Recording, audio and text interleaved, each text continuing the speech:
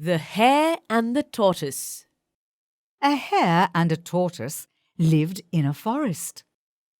One day, the hare said to the tortoise, "Let's run a race. Let's see who wins."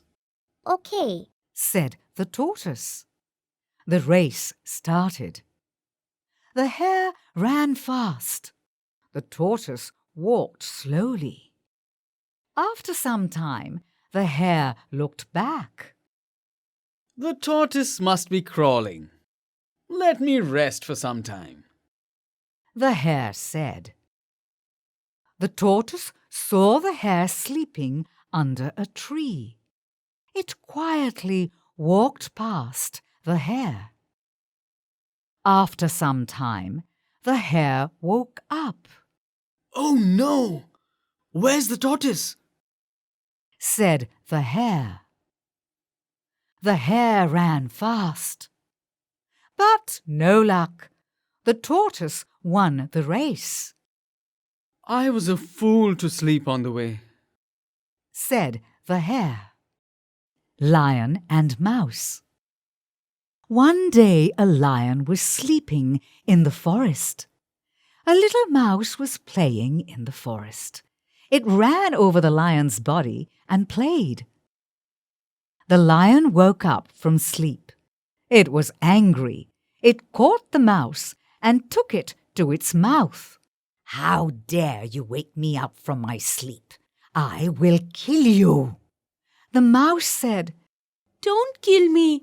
I may be able to help you sometime. The lion laughed and said, "Ha ha ha ha! You little mouse! How can you help me? I am big and you are a tiny little one." However, the lion let the mouse go. A week later, the mouse saw the same lion. It was inside a hunter's net. Don't worry. I'll help you, said the mouse. It cut the ropes with its strong teeth. Soon the lion was free. "Thank you, mouse. You are right. Little friends may also be great friends." Little Red Riding Hood. One day, Little Red Riding Hood went to see her grandmother. On the way, she met a wolf. "Where are you going?" asked the wolf.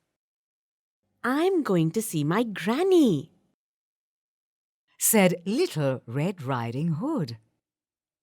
The wolf ran quickly to grandmother's house. He ate her up and got into her bed. A little later, Little Red Riding Hood reached there. She looked at her granny.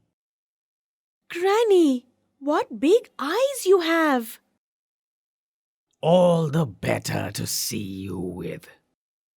Granny, what big ears you have. "All the better to hear you with." Granny, what a big nose you have. "All the better to smell you with." Granny, what big teeth you have. "All the better to eat you with." The wolf jumped out of the bed. The girl ran out screaming. A woodcutter heard her scream. He went and killed the wolf and got Granny out. The Elephant and the Crocodile. "Mom, I'm very thirsty. I want to drink some water," said the baby elephant. "Let's go to the river," said Mum. They walked to the river. They started drinking water. Suddenly, a crocodile caught the mother's trunk. Mother Elephant started pulling the crocodile. It pulled it out of the water. It dragged it away from the water, but the crocodile wouldn't let go the trunk. Baby Elephant said, "My mum is in danger. It jumped over the crocodile. The crocodile was in pain. It opened its mouth wide in pain. Mother elephant pulled its trunk out. They both ran away. We are going to the supermarket. My uncle is sitting next to Dad. Bow, wow! Why is Scotty barking? You haven't worn your seat belt. Scotty doesn't like people sitting in the car without wearing seat belt. Scotty doesn't like people sitting in the car without wearing the seat belt. Uncle wore the seat belt.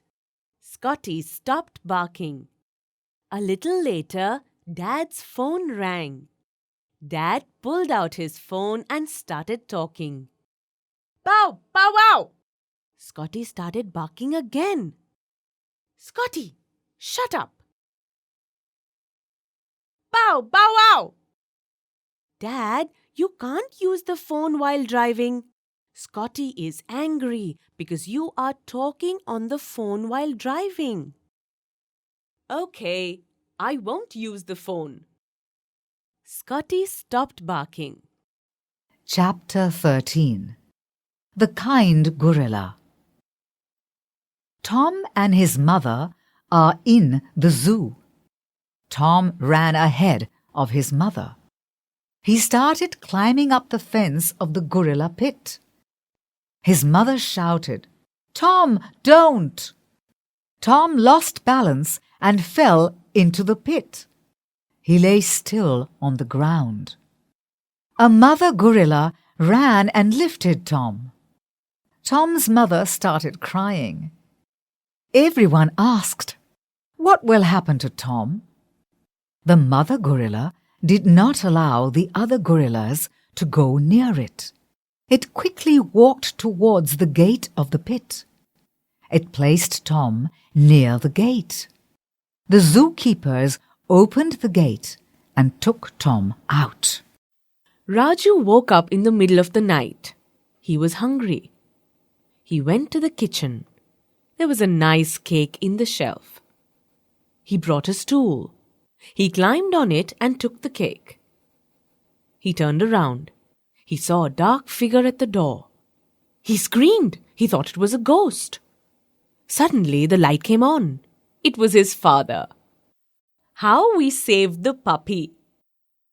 One day, Daisy and Asha were returning from school. They saw a puppy running across the street. Suddenly, a car came fast. The car hit the puppy's leg. The puppy started crying. Asha went and stood in the middle of the road. She waved both her hands and said, "Stop!" All the vehicles stopped. Daisy ran and took the puppy. She walked to the footpath. She took it home. Her dad put some medicine on its leg. Now the puppy is safe.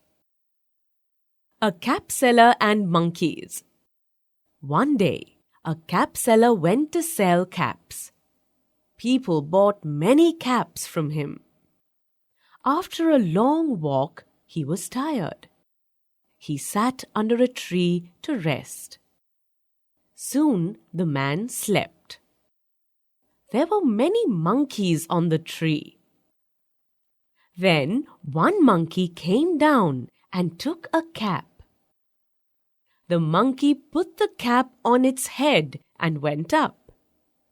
Soon many more monkeys came down and took away more caps.